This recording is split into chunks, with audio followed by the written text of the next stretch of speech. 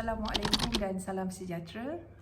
Today I would like to talk about what is research proposal, why and what purpose you have to prepare this research proposal, and what are the component that you need to put in your research proposal of your bachelor degree final year project.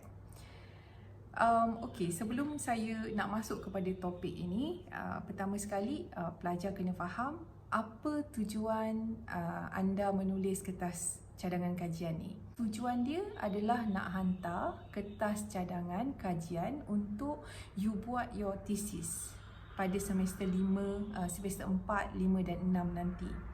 Dan apabila kita menulis, kita kena melihat kepada apakah syarat yang diperlukan dalam kita hendak menulis itu. Dan setiap syarat ini berbeza-beza mengikut kehendak universiti, mengikut kehendak pihak yang memberikan geran dan sebagainya. So first thing kita kena tanya, what is research proposal? So research proposal is a short document where you write this proposal because you want to inform people about your topic or your issue that you plan to study. So in this proposal, it should comprise a concise summary of your proposed topic. And in that proposal, you must outline what is the general area of study within the topic that you propose by referring to what is the current state of knowledge or any recent debate on the topic.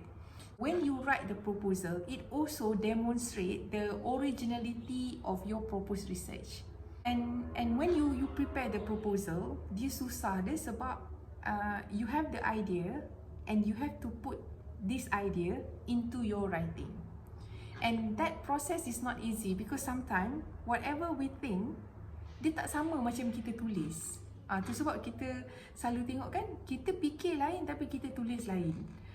Untuk selarikan apa yang kita fikir dengan apa yang kita tulis itu, dia memerlukan satu proses, proses menulis. Dan proses menulis ini, dia adalah satu proses yang panjang dan ambil masa. In the case you need to prepare the proposal, katalah proposal ni you dah prepare, you dah ikut keperluan, syarat dia, and you submit it, dia tak akan berakhir dekat situ. So proposal ni bila you hantar, you have to justify, you have to defend your proposal. So bila lepas you defend your proposal, you akan dapat keputusan. Sama ada keputusan itu major amendment, maknanya you kena buat balik, resubmit balik, ataupun minor amendment, ataupun tak kena buat pembetulan. Di sini pelajar kena faham, itulah satu proses pembelajaran. Maknanya bila kita dapat keputusan tu, kalau kena betulkan balik, then you have to betulkan balik dan submit balik lah. So kalau kena minor amendment, you betulkan sikit lah. Ada juga yang nasib tak baik kena reject, then you have to resubmit balik. So these are the process. Bila kita bercakap tentang proses ni, we have to understand that some people, they take lesser time to write. But to some people, they need more time to write. So what does that mean? Maksud dia, you need to understand that each person, they have different capability. If let's say, you dalam kelompok, I need more time to write, then you have to give yourself time to write. So the problem is that you want the things to be done, but you don't have time to do it. Then that is problem, because if this happen, you are actually not training yourself, and then you are not producing a good piece of work because you don't have time to do it, and you have to submit, and then end up you copy and paste. That is the worst. Whatever obstacle you are facing to write a proposal, dia kena ada, bila you nak buat proposal ni, dia bukan ikut masa you kena ikut masa yang ditetapkan oleh pensyarah. Kata pensyarah suruh hantar sebelum minggu ke-12. So maknanya you have to plan, you have to organize your time, you have to give time to yourself to write, whether you like it or not. These are the obstacle that you face. Alright, macam sekarang you kena bekerja, belajar dari rumah, banyak kerja-kerja lain yang nak buat. You still have to follow the deadline because this is the process you are training yourself. Bila you follow the deadline, Alright, you are actually developing a good sense of responsibility. Why I said like this? Because at this moment, memanglah you bekerja sendiri, masa sendiri, tajuk sendiri. But maybe in the future, you may have to work in team ataupun you have to work in group. Kalau sekarang ni you tak ada sense of responsibility untuk ikut deadline ataupun untuk ikut masa yang ditetapkan, and you cannot cope with that, you will give burden to another team member. Bila benda ni berlaku, ada setengah orang dia tak perasan tau. Dia rasa oh, things are okay, you know, my friend will do it for me. That is not a good attitude. Bila you buat task, you buat assignment, you have to follow the deadline and respect the time. You organize your time well. And lagi satu, bila kita buat tajuk, you will assign to a supervisor. So supervisor ni, he or she, they may see things that you don't see. If your supervisor commented on your work, you have to accept it. Alright? Kalau you nak argue pun, you must have a good point, alright, to recounter back, alright, and give a better submission in the future. So you cannot expect, ni lagi satu masalah, you cannot expect your supervisor is like you. Dalam kita bekerja ni, these are the thing that we need to understand. Bila kita bekerja dengan orang tu, kita kena faham cara orang tu bekerja. Sebab kita bekerja bawah dia. Kita kena ikut cara dia. Okay, kalau dia macam ini, kita kena ikutlah. Deadline kena hantar, kita kena ikutlah deadline. Bila kita tak boleh nak hormati tu, then it going to be problem to you, not only to you, to the lecturer itself, dan juga kepada coordinator. Sebab perkara ni saling kait-berkait tentang submission ni. So, different proposal, dia ada different purpose. Dia ada different length, ada panjang, ada pendek. It depending on the level of study, it depending on the requirement of submission, it depending whether this is for the business or the educational purposes. The proposal is a plan yang you buat, which you want to follow in order for you to carry out the research completion. The proposal, it should be, how I describe the proposal, is a roadmap that help you to navigate your way along your research process. There are so many reasons why people submit the research proposal. So macam you nak kena hantar research proposal ni sebab semester 4 you kena buat satu tajuk. Some people they submit research proposal because they want to secure grant, they want to get business, they want to get scholarship.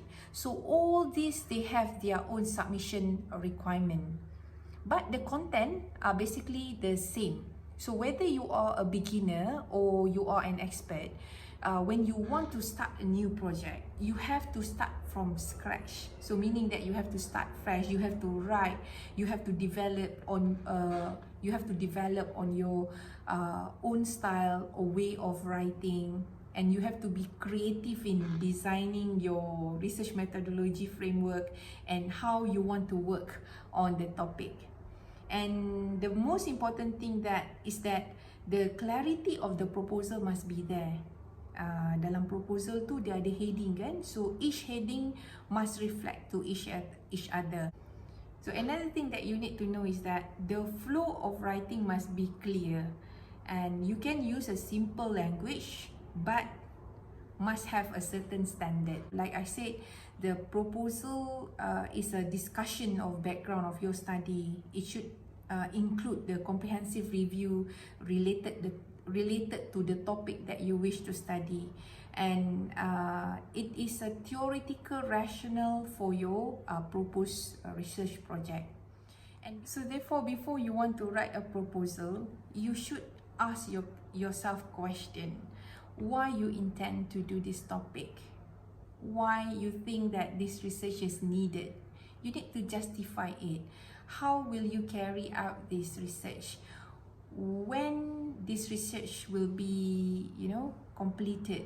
So what are the resources that you need to carry out this research? What are the information or the data that you want to figure out? So how you want to get access to the data and the information, how you want to analyze the information, and what is the expected outcome from this research. So these are the questions that you have to ask yourself before you want to start writing. And of course, to get the idea, you need to read, and you have to read journal articles, newspaper, whatever it is relevant to your study. Another tanya saya berapa panjang proposal ni. It also depends on the requirement. So I would say the length of the proposal is between 12 to 25 pages. Tapi ada juga syarat yang menyatakan okey, buat proposal satu muka surat je. Macam contoh saya buat PhD kan, kita buat PhD bertahun-tahun ni, tiba-tiba bila keluar competition dia nak kita bercakap dalam tempoh 3 minit. Lagi sekali saya ingin nyatakan panjang atau pendeknya proposal itu juga bergantung kepada syarat yang ditetapkan ketika anda hendak menulis proposal tersebut. Proposal is important document that you need to submit as part of your application process. Okay, macam contoh you nak sambung master ataupun you PhD, you have to submit the proposal as part of the document. Why? Because when you submit your proposal to the university, they want to look at your research interest. So therefore, they can assign you the appropriate supervisor for that particular topic. What to include in the research proposal is the thing that you need to figure out. So I will talk about this in the next lecture, but please do some reading on the content of proposal. Basically, the content of research proposal are all the same. Thank you.